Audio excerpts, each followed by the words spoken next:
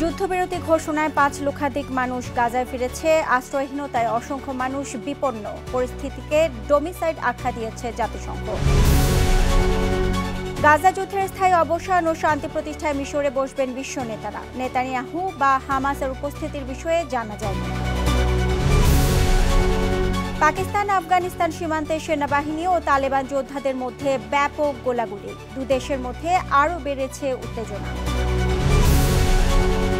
যুক্তরাষ্ট্রের টেনেসিতে বিস্ফোরক কারখানার বিস্ফোরণে নিহত অন্তত ১৬ জন। বিস্ফোরণে ধ্বংস হয়ে গেছে ওই কারখানার একটি ভবন। এবং চিলির আতাকামা মরুভূমিতে ফুটে উঠেছে অসংখ্য রঙিন বুনো ফুল। বিরল এই দৃশ্য দেখতে ছুটে আসছেন হাজারো পর্যটক।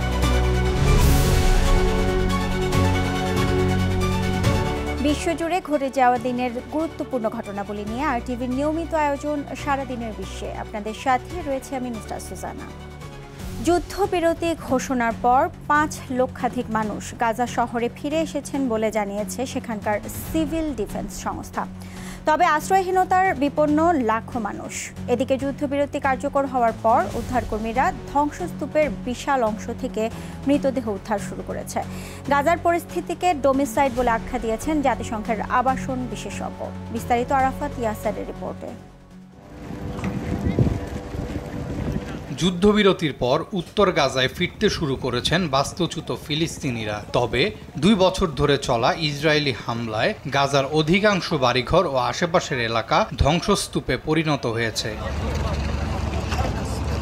জাতিসংঘের আবাসন অধিকার বিষয়ক বিশেষ র্যাপোর্টিয়ার বালাকৃষ্ণ রাজাগোপালের মতে গাজার এসব অঞ্চলে অবিলম্বে তাঁবু ও অস্থায়ী আশ্রয় কেন্দ্র সরবরাহ প্রয়োজন। যুদ্ধবিরতির পর যারা ফিরে আসছেন তারা শুধুমাত্র ভাঙাচোরা বাড়ি এবং অবরুদ্ধ পরিবেশই পাচ্ছেন। তিনি আরও বলেন, গাজায় বাড়িঘর ধ্বংসের ঘটনা জাতিসংঘের নির্ধারিত ডোমিসাইডের সমান।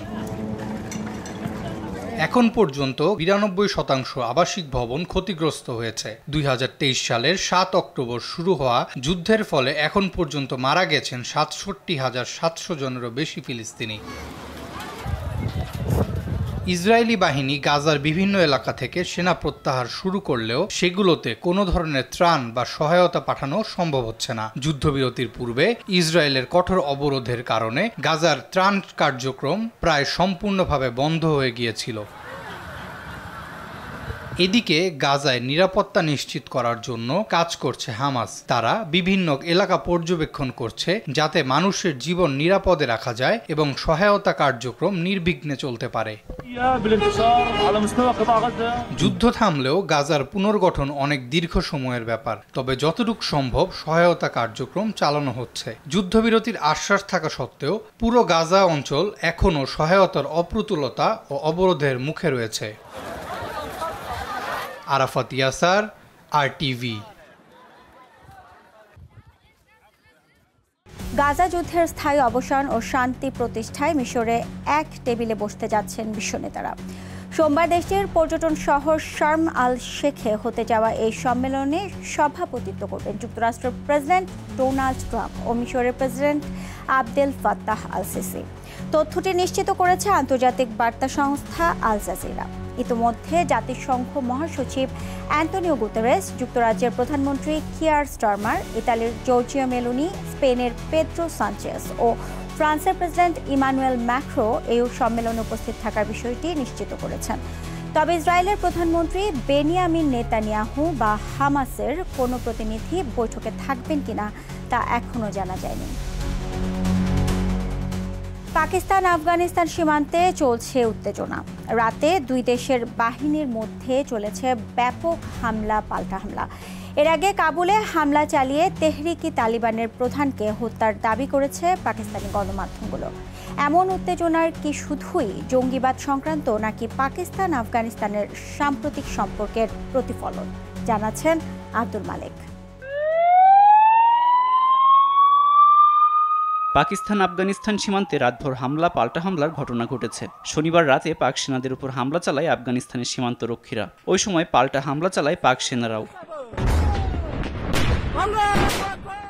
এর আগে ৮ অক্টোবর আফগানিস্তান সীমান্তে পাকিস্তানের খয়বার পাখতুনখোয়ায় অস্ত্রধারীদের গুলি ও বোমা হামলায় সেনাবাহিনীর ১২ সদস্য নিহত হয়। ঘটনার দায় স্বীকার করে নিষিদ্ধ জঙ্গি সংগঠন তেহরিকি তালিবান পাকিস্তান টিটিপি। এমন ঘটনার পর পাক প্রতিরক্ষা মন্ত্রী খাজা আসিফ প্রতিশোধ নেওয়ার কথা জানায়। उनको भी भुगतना पड़ेगा, जो लोग उनको पनाह देते हैं उनको भी भुगतना पड़ेगा। Enough is enough. পরদিন রাতেই আফগানিস্তানের রাজধানী কাবুলে বিমান হামলা চালিয়েছে পাকিস্তানের বিমানরক্ষী। পাকিস্তানি সংবাদ মাধ্যম পাকিস্তান অবজারভার দাবি করেছে হামলায় সশস্ত্র গোষ্ঠী পাকিস্তান তেহরিকি তালেবানের প্রধান নুর ওয়ালিদ মেসুদ নিহত হয়েছে। সঙ্গে কারি সাইফুল্লাহ মেসুদ সহ তার কয়েকজন সহযোগীও প্রাণ হারিয়েছে বলে দাবি করেছে তারা। তবে এমন হামলায় জঙ্গি দমনের বাইরেও নানা সমীকরণ দেখছেন বিশ্লেষকরা। হামলা এমন দিনে ঘটেছে যখন আফগানিস্তানের পররাষ্ট্রমন্ত্রী প্রথমবারের মতো ভারত সফরে এসেছেন। ভারত পাকিস্তানের সাথে যুদ্ধে সফলতা না পাওয়ায় আফগানিস্তানকে প্রক্সি যুদ্ধের জন্য ব্যবহার করতে পারে বলে অভিযোগ করছেন অনেকেই। তাই আফগানিস্তানকে আগাম বার্তা দিতে এমন হামলা হতে পারে। এছাড়া দীর্ঘদিনের যুদ্ধের অবসান ঘটিয়ে ২০২১ সালে আফগানিস্তান থেকে সেনা প্রত্যাহারে এক প্রকার বাধ্যই হয় আমেরিকা। এবছর ডোনাল্ড ট্রাম্প ক্ষমতায় আসার পর আফগানিস্তানের বাগরাম বিমান ঘাঁটিও ফেরত পেতে চায় তারা, যদিও আফগানরা দেশের ১ ইঞ্চি মাটিও না ছাড়ার ঘোষণা দিয়েছে। এমন পরিস্থিতিতে আফগানদের বাড়তি চাপে রাখতে আমেরিকা তার মিত্র পাকিস্তানকে দিয়ে হামলার মাধ্যমে বার্তা দিতে পারে বলে মনে করছেন বিশ্লেষকরা। We're going to keep Bagram, the big air base, that one of the biggest air bases in the world. We gave it to them for nothing. We're trying to get it back, by the way. Okay, that could be a little breaking news. We're trying to get it back. Tehriki Taliban Pakistan TTP মূলত পাকিস্তানের নিষিদ্ধ সংগঠন। তারা পাকিস্তানের সামরিক বাহিনীকে যথার্থ ইসলামপন্থী মনে করে না। অর্থাৎ টিটিপি ক্ষমতা দখল করে দেশে কঠোর ইসলামী শাসনের আওতায় নিয়ে আসতে চায়। আর এই সংগঠনটির শীর্ষ নেতাদের আশ্রয় দেওয়ায় আফগানিস্তানের উপর বাড়তি রাগ থাকতেই পারে পাকিস্তানের। আব্দুল মালেক, RTV। যুক্তরাষ্ট্রের টেনেসি অঙ্গরাজ্যের একটি বিস্ফোরক কারখানায় বিস্ফোরণের ঘটনা ঘটেছে। এতে নিহত হয়েছে অন্তত ১৬ জন। অ্যাকিউরেট এনার্জেটিক সিস্টেমস নামের একটি প্রতিষ্ঠানের মালিকানাধীন কারখানায় এ বিস্ফোরণের ঘটনা ঘটে। বিস্ফোরণে ওই কারখানার একটি ভবন পুরোপুরি ধ্বংস হয়ে গেছে। প্রতিষ্ঠানটি সামরিক কাজ ও কোনো কিছু গুঁড়িয়ে দেওয়ার কাজে ব্যবহারের জন্য বিস্ফোরক তৈরি করে থাকে। এক বিবৃতিতে প্রতিষ্ঠানটি এ বিস্ফোরণের ঘটনাকে মর্মান্তিক দুর্ঘটনা বলে উল্লেখ করেছে। বিস্ফোরণের কারণ জানা যায়নি এখনো। মাদাগাস্কারের রাজধানী আন্টানানারিভোতে সরকার বিরোধী হাজার হাজার মানুষের বিক্ষোভে যোগ দিয়েছেন দেশটির সেনাবাহিনীর কয়েকটি দল। বিক্ষোভকারীদের উপর সরকারি নির্দেশে গুলি না চালানোর ঘোষণা দিয়েছেন তারা। তথ্যটি নিশ্চিত করেছে আন্তর্জাতিক সংবাদ মাধ্যম AFP নিউজ। ভারত মহাসাগরীয় এই দ্বীপরাষ্ট্রে গত ২৫ সেপ্টেম্বর থেকে সরকার বিরোধী বিক্ষোভ চলছে। এর মাঝে শনিবার জেনজি নেতৃত্বাধীন নতুন বিক্ষোভে ব্যাপক জনসমাগম ঘটেছে। দেশটির গত কয়েক বছরের ইতিহাসে শনিবারের এই বিক্ষোভকে অন্যতম বৃহত্তম বলে দাবি করেছেন বিক্ষোভকারীরা। এদিকে বৃহস্পতিবার পুলিশের টিয়ার গ্যাস, রাবার বুলেট ও সাঁজোয়া গাড়ি ব্যবহার করে বিক্ষোভকারীদের ছত্রভঙ্গ করার সময় বেশ কয়েকজন আহত হয়েছেন। বিশ্বের সবচেয়ে শুষ্ক এলাকা চিলির আতাকামা মরুভূমি এবছর পৃথিবীকে উপহার দিয়েছে এক অভাবনীয় দৃশ্য। মরুভূমির মাটি যেন হঠাৎ জীবন ফিরে পেয়েছে। সেখানে ফুটে উঠেছে অসংখ্য রঙিন বুনো ফুল। এর পেছনে থাকা রহস্যময় গাথা যাত্রা নিয়ে বিস্তারিত জানাচ্ছেন আরাফাত ইয়াসার। চিলির আতাকামা মরুভূমি, যেখানে বছরের বেশিরভাগ সময় ধুলো উঠতে দেখা যায়, সেই মরুপ্রান্তরে এবছর দেখা দিয়েছে এক অবিশ্বাস্য দৃশ্য। মরুভূমিতেই ফুটে উঠেছে নানা রঙের বুনো ফুলের সমুদ্র। গোলাপি, বেগুনি, হলুদ, নীল এমন নানা রঙের ফুলে ভরে গেছে মরুভূমির মাটি। এ যেন এক রূপকথার গল্প। বিশ্বের সবচেয়ে শুষ্ক মরুভূমি হিসেবে পরিচিত আতাকামায় বছরে মাত্র ২ মিলিমিটার বৃষ্টি পড়ে। তবে এই শীতে পাহাড়ি অঞ্চল ও পাদদেশে হয়েছে অস্বাভাবিক বৃষ্টিপাত। এই বৃষ্টির পানিতেই মাটির নিচে ঘুমিয়ে থাকা প্রায় ২ শতাধিক প্রজাতির বীজ জেগে উঠেছে।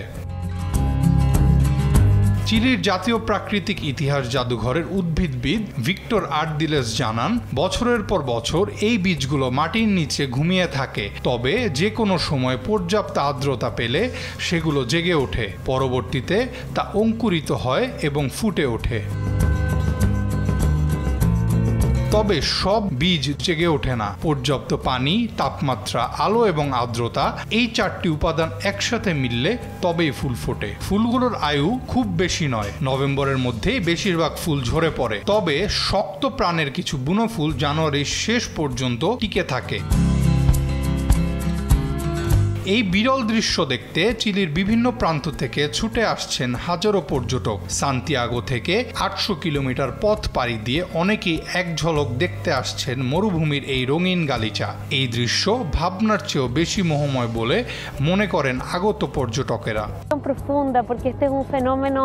এমনকি এই দৃশ্যের সৌন্দর্য রক্ষার্থে 2023 সালে চিলি সরকার 570 বর্গ কিলোমিটার এলাকা জাতীয় উদ্যান হিসেবে ঘোষণা করেছে, যার নাম দেয়া হয়েছে ডেজার্ট ব্লুম ন্যাশনাল পার্ক।